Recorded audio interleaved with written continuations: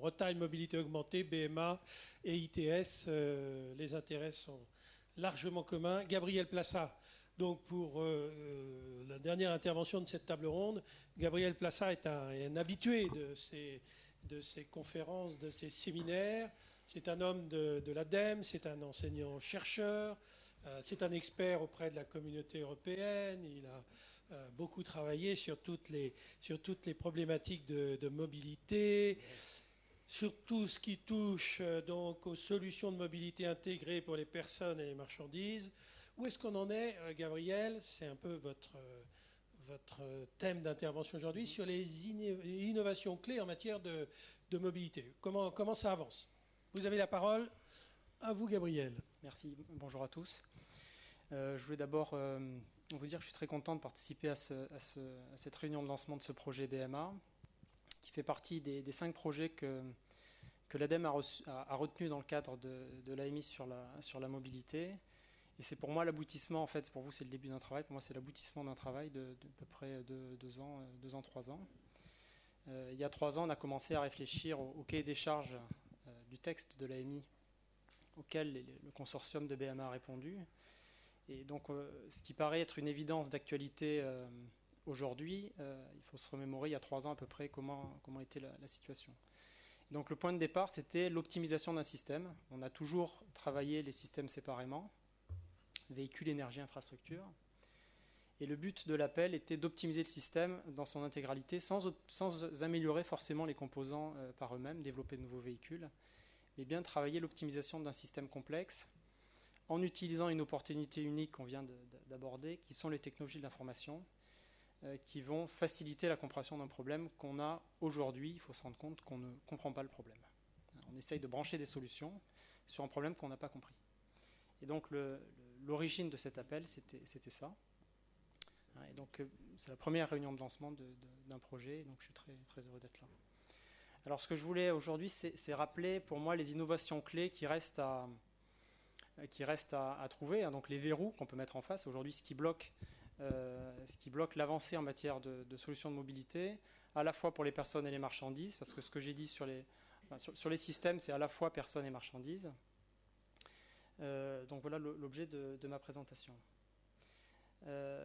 Et je vais commencer par ces 2 cartes en indiquant que la donnée est sans doute le nouveau carburant en plus renouvelable du futur. Donc ces 2 cartes, la première carte de gauche est une carte traditionnelle, celle de l'immobile, du minéral, et qui est utilisée jusqu'à présent pour déterminer des réseaux de transport, comprendre ou essayer de comprendre comment les gens se déplacent.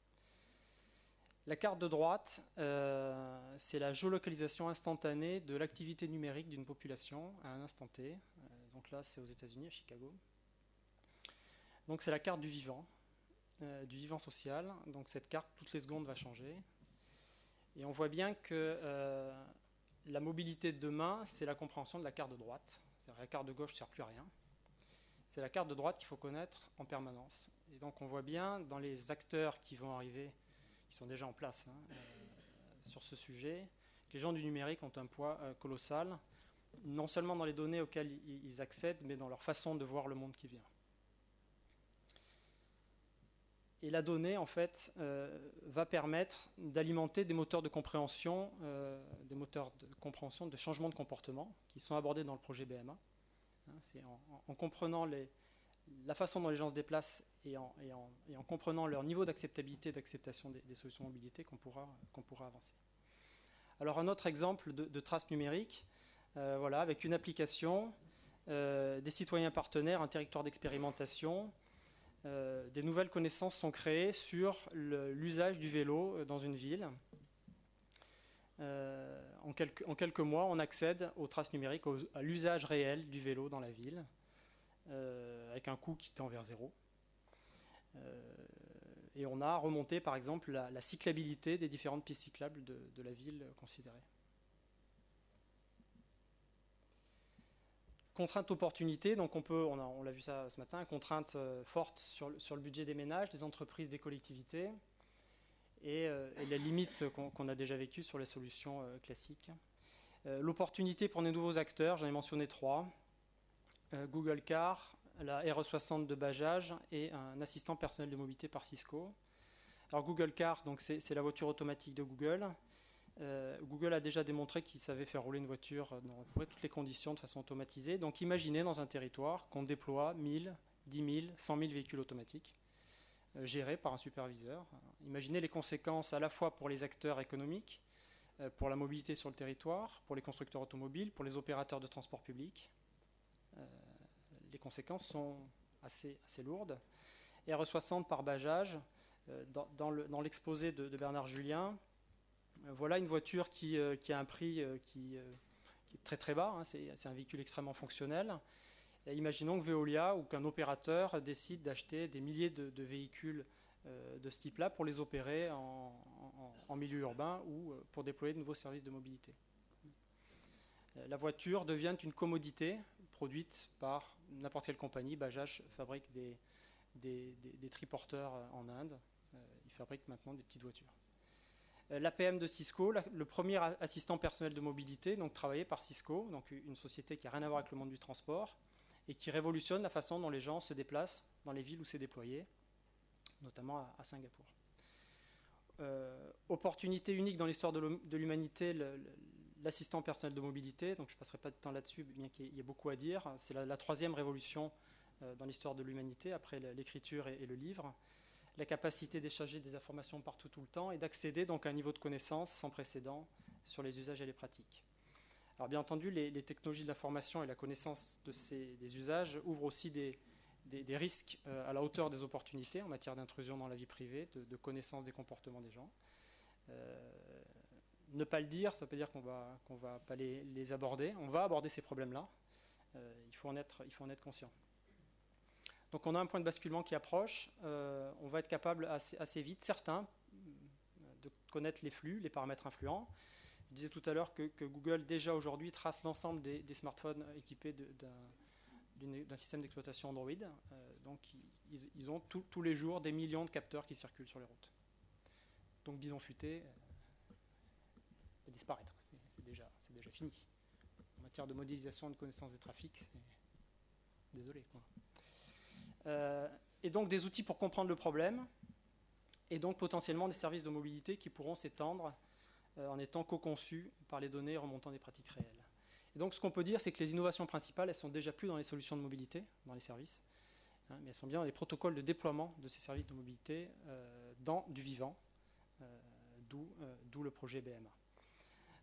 Ce petit schéma, donc, pour représenter le passage hier, donc voiture privée, pétrole, transport collectif public.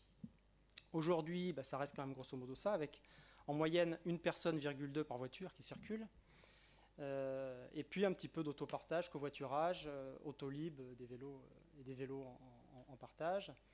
Et demain, un décloisonnement total, le public égale privé, individuel égale collectif, vers une bourse temps réel potentiel de sièges libres, en faisant répondre l'offre et la demande, avec des verrous qui sont la question de l'assurance, de l'inscription, de l'historique et de la confiance. Et donc un espèce de véhicule, voilà, qui est un puzzle porté par du numérique, avec l'objectif est d'intégrer, décloisonner et simplifier pour les usagers.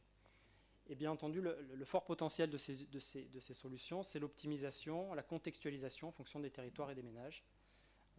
Tout ça est fortement variable en fonction de la demande.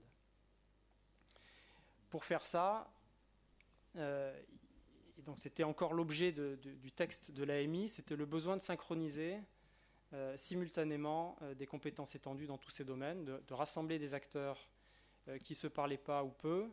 Et déjà le partenariat du projet, on peut voir dès le partenariat si le projet est innovant. Le besoin d'utiliser des laboratoires vivants pour comprendre les comportements, les pratiques et l'acceptabilité, de déployer des multiples solutions de mobilité multimodale, et puis de faire venir la collectivité, les opérateurs de transport public et la gouvernance pour faire de la co-conception de services, avec bien sûr au centre une zone de combat qui prendra la place de l'opérateur multimodal de demain. Donc potentiellement, voilà, demain, une réduction forte de l'usage de l'automobile en possession exclusive, on peut dire ça, hein, que la scission, elle sera là. La réduction de la possession de l'automobile exclusive. pour avoir une voiture, la partager ou partager son siège libre à certains moments.